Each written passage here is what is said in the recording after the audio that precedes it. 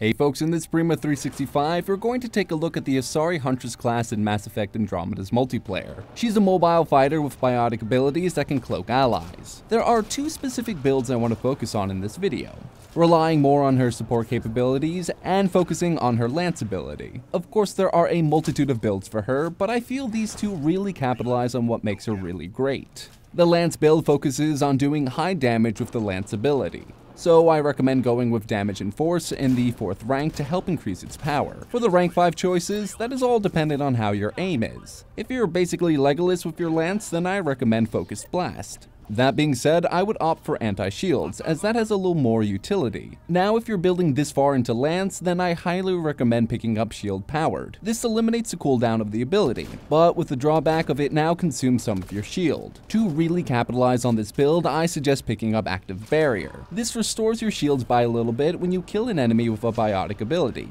and since you'll be spamming your lance all the time, you will be able to get back some of your shields, which in turns mean more lances. Because this build relies heavily on shield-powered lance, you do not necessarily need to worry about cooldowns. This allows you to bring in heavier weapons onto the field. Couple this with the weapons in melee and the biotic warrior skills from the offensive biotic tree, and you will be incredibly deadly even without using your lances.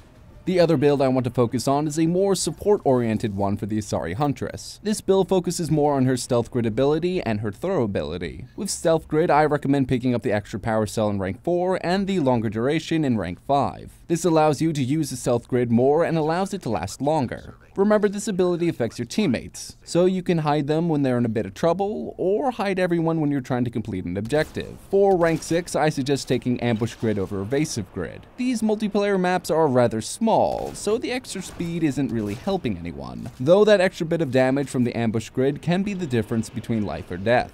With the throw tree, it is more determined if you have a solid team to run with. Essentially, with this build, you're working with your teammates, crowd controlling enemies with your throws, and using your stealth grid for either the extra damage or to quickly flee from a dangerous situation. With the throw tree, the skills radius, duration, and swift detonation should be picked up if you're running with a reliable team that you know will capitalize on your throws. And power and force, recharge speed, and double throw should be picked up if you're more of a solo act. These abilities will make you more self-reliable.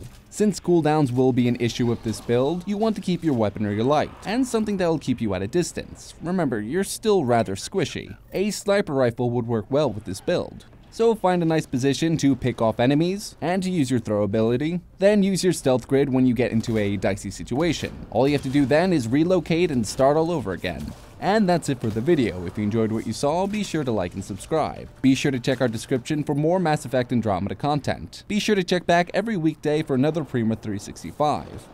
And for more content like this, be sure to head over to primagames.com.